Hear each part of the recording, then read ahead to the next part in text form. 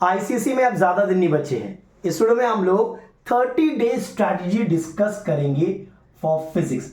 मतलब next 30 days हमारा physics को लेके क्या अप्रोच होना चाहिए, कितने घंटे डेली पढ़ना जरूरी है, किस चैप्टर में ज्यादा स्ट्रेस डालना है, वो सब हम लोग डिस्कस करने वाले। देखिए पहले तो मैं बता दूं कि ये जरूरी नहीं है कि आप यही फॉलो करो। अगर आप कुछ स्ट्रैटेजी, कुछ टाइम टेबल, शेड्यूल फॉलो कर रहे हो और वो अच्छा है तो उसी को फॉलो करो। चलिए स्टार्ट करते हैं। सबसे पहली बात, कुछ चीजों को ध्यान में रखना है। मैंने चीजें लिख दी है यहां पे, A B C D E F, इतने सारे यूनिट है हमारे। यूनिट ए में हमारा पहले समझ लो फोर्स है, वर्क पावर एनर्जी है, मशीन है। यूनिट 2 पूरा लाइट का है हमारा, ठीक है। जो यूनिट 3 है वो साउंड है। डी जो है वो आपका इलेक्ट्रिसिटी प्लस इलेक्ट्रोमैग्नेटिज्म है, ठीक है। ई आपका हीट है और एफ आपका रेडियो एक्टिविटी है। Radio activity. सबसे पहली बात, जो सबसे इंपॉर्टेंट चैप्टर है वो हमें पता रहना चाहिए, लाइट। ये यूनिट बड़ा ही इंपॉर्टेंट है कि लगभग 25 मार्क्स का, स्पेसिफिक पेपर मैंने देखा 26 मार्क्स का, अराउंड 26 मार्क्स का, तो 25-26 मार्क्स का इस सिंगल यूनिट से आपका सवाल पूछा जाता है। तो ये बड़ा ही इंपॉर्टेंट है। जब हम टाइम टेबल बनाएंगे तो इसे हम फोकस में रखेंगे, ठीक है। अगर आप क्वेश्चन पे बात करो तो सेक्शन ए में इनसे 12 मार्क्स का पूछा गया है, लाइट से 6 नंबर का पूछा गया है, साउंड से 4 नंबर का पूछा गया है, इलेक्ट्रिसिटी एंड इलेक्ट्रोमैग्नेटिज्म से 9 नंबर का पूछा गया है, हीट से 4 नंबर का पूछा गया है और रेडियो एक्टिविटी से 5 नंबर का पूछा गया है। ये सेक्शन ए। सेक्शन बी की अगर हम बात करें, तो वहां पे एक 10 नंबर का ये पूरा पूछा गया है, ये पूरा 20 नंबर का पूछा गया है, ठीक है। फिर से साउंड 7 नंबर का पूछा गया है, इलेक्ट्रिसिटी एंड मैग्नेटिज्म 4, 7, 11 नंबर का पूछा गया है, हीट 6 नंबर का पूछा गया है और ये भी 6 नंबर का पूछा गया है। 20, 30, 40, 52, 53, 60, या सही, ठीक है। 6 क्वेश्चन होते हैं, वहां से 4 करना पड़ता है। तो सबसे पहली बात, आपका लाइट रेडियो एक्टिविटी देखो 11 मार्क्स का है, ठीक है। साउंड और ये बड़ा ही इजी सेक्शन है, ए बी सी एफ। कोई बंदा अगर करता है यहां से देखो तो 22 नंबर यहां पे, 26 नंबर यहां पे, 11 यहां पे और 11 यहां पे, 20, 30, 40, 50, 60, लगभग 70 मार्क्स का क्वेश्चन इन चारों टॉपिक से आया है। समझ क्लियर? अब देखिए आपके पास 30 डेज है, उस 30 डेज को कैसे यूटिलाइज करें हम लोग। देखिए डेली मैं चाहता हूं कि आप मिनिमम 1.5 आवर फिजिक्स को निकाल के दो। देखिए अभी अगर आप 10 घंटा, 12 घंटा, 14 घंटा नहीं पढ़ रहे तो अपने आप को धोखा दे रहे, ठीक है। अपने पेरेंट्स को धोखा दे रहे। 12 घंटा, 14 घंटा पढ़ना पड़ेगा अभी। तो मैं चाहता हूं 1.5 आवर या 2 आवर्स आप फिजिक्स को दो, ठीक है। ऑल्टरनेट डे का शेड्यूल बनाओ, Monday, Tuesday, Wednesday, Thursday, Friday, Saturday, Sunday. अपने पास 10 ईयर्स रखो, अपने पास स्पेसिमन पेपर रखो। स्पेसिमन पेपर नहीं है तो क्वेश्चन पेपर होंगे डिफरेंट स्कूल के, वो रख लो। एक नोटबुक रखो। देखिए जैसे मंडे आपके पास 1.5 आवर है, तो 1 आवर तो आपको यहां पे डेडिकेट करना है total study, theory portions, critical based question, application based question, specific paper से कुछ क्वेश्चन देख लिया, ठीक है। वो आपको डेडिकेटेड 1 आवर देना। और मेरा मानना है कि मंडे को हम क्या टच करेंगे, हम टच करेंगे लाइट 2 टॉपिक सेलेक्ट कर लो भाई, हम लाइट टॉपिक करेंगे और ये ए वाला मतलब फोर्स, वर्क, पावर, एनर्जी और मशीन, ये दोनों में 1 घंटा पढ़ेंगे अच्छे से।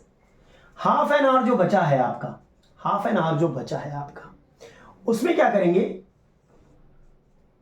10 years कुछ क्वेश्चन देख लिया, स्पेसिमन पेपर है उसे देख लिया, समझ लो। और नोटबुक जो है उसमें अगर आपको लग रहा है यहाँ पे कुछ 10 years या स्पेसिमन पेपर में कुछ अच्छा क्वेश्चन आपको मिला है, जो लगता है कि हाँ ये क्वेश्चन बड़ा बढ़िया है, एप्लीकेशन बेस्ड है, उसको यहाँ पे कॉपी मार लो लिख के, बिकॉज एग्जाम से पहले वही देखने वाले। इस नोटबुक में पूरे फॉर्मूलाज रहना चाहिए, पूरे की पॉइंट्स यहाँ पे रहने चाहिए हर चैप्टर के। ट्यूजडे आइए 1.5 hour अगेन, ठीक है, अगेन 1 hour। 1 hour में चाहता हूं आप साउंड को दो, साउंड को दो और रेडियो एक्टिविटी को दो। 2 टॉपिक उठाओ, ज्यादा टॉपिक उठाने की जरूरत नहीं है, 2 टॉपिक उठाओ, साउंड, रेडियो एक्टिविटी, इन्हीं दोनों को करो। फिर हाफ एन आवर ले लो, इनके 10 years देखो, स्पेसिमन पेपर में कुछ क्वेश्चन देखो, कुछ क्वेश्चन अगर एप्लीकेशन बेस्ड है, इंपॉर्टेंट लग रहे हैं आपको लग रहा है आप भूल सकते हो, उसे नोटबुक में लिख लो। जितने सारे की पॉइंट्स हैं नोटबुक में लिख लो, एक एक लाइन करके माइंड मैप बना लो, ठीक है, माइंड मैप बनाना सीखो, ताकि एक टॉपिक देखा उसके अराउंड सब टॉपिक देखा और आपको याद हो गया सब पॉइंट। वेंसडे आ गई, फिर हाफ एन आवर। अब यहां पे देखो, मैं चाहता हूं इलेक्ट्रिसिटी, थोड़ा बड़ा टॉपिक है, 2 चैप्टर है, आप 1 घंटा इलेक्ट्रिसिटी देखो, ठीक है, उसमें न्यूमेरिकल्स है, बहुत कुछ है, ठीक है, उसके न्यूमेरिकल सॉल्व करो, क्लियर है। फिर हाफ एन आवर आया, 10 years थोड़ा फ्लिप कर लो, इसमें जो प्रीवियस क्वेश्चन पेपर आया है, कुछ क्वेश्चन आपको टफ लग रहा है, देखो कॉमन कौन से क्वेश्चन बार बार रिपीट हो रहे हैं, डिफरेंट स्कूल्स के क्वेश्चन पेपर देख लो, हाफ एन आवर उसके लिए रखो। थर्सडे अगेन 1.5 hour, 1 hour ले लो भाई, यहाँ पे इलेक्ट्रोमैग्नेटिज्म और हीट, ये 2 चैप्टर देख लो। यानी ये 4 दिन में आपको 1 2 3 4 5 6 टॉपिक को स्प्लिट करना है। और ऐसा नहीं कि एक दिन ही सब टॉपिक पढ़ लो यार, एक दिन में 1 2 टॉपिक लो ना, आप इसे चेंज भी कर सकते हो। फिर हाफ एन आवर आप देखो स्पेसिफिक पेपर, क्वेश्चन पेपर, ये सब देखो।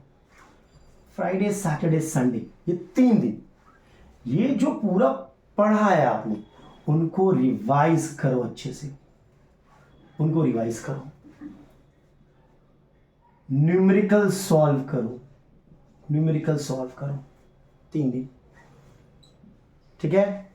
नया टॉपिक कुछ नहीं पढ़ना है, जो पढ़ लिया आप वही पढ़ो, ठीक है। आई होप सबने सिलेबस कंप्लीट कर लिया होगा। नया टॉपिक होगा तो पढ़ने का यहाँ पे कोशिश करना, ये 4 दिन छेड़खानी मत करना, या 3 दिन में कोई अगर न्यू टॉपिक आपका छूट गया है तो यहाँ पे पढ़ना, लेकिन मुझे नहीं लगता ये न्यू टॉपिक बचना चाहिए आपका, सब हो जाना चाहिए। यहाँ पे क्वेश्चन एक, ये 3 दिन मिला के कम से कम एक क्वेश्चन पेपर या एक स्पेसिमन पेपर पूरा का पूरा सॉल्व करो 80 मार्क्स का। ये आपका 1 वीक का शेड्यूल हो गया। इसे आप इंटरचेंज कर सकते हो, पहला 4 दिन या 5 दिन आप पढ़ते जाओ पढ़ते जाओ पढ़ते जाओ, नोट्स बनाओ, ठीक है। लास्ट के 2 या 3 दिन जो पढ़ा है उसको फिर से रिवाइज करो, समझ रहे हो। सैटरडे संडे छुट्टी वाले दिन होते, कोई ट्यूशन भी नहीं था, अभी तो ट्यूशन पढ़ते भी नहीं होगे आप। कम से कम भैया यहाँ पे 14 से 15 घंटा लगा दो पढ़ाई में, अगर आपको अच्छे नंबर लाना है तो। और अगर ठीक ठाक नंबर लाना तो 5-6 घंटा पढ़ते रहो, ठीक ठाक नंबर आएंगे, जो सबके नंबर आते हैं वही आपके नंबर आएंगे।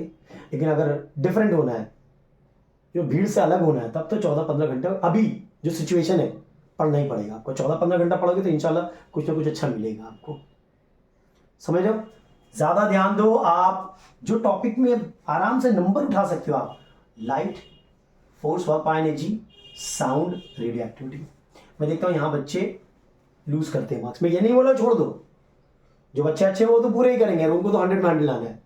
जिनको डिफिकल्टी हो रहा है, जिनका सिलेबस अभी कंप्लीट नहीं हुआ है, जो फंसे हुए हैं, बहुत सारी चीज बाकी है।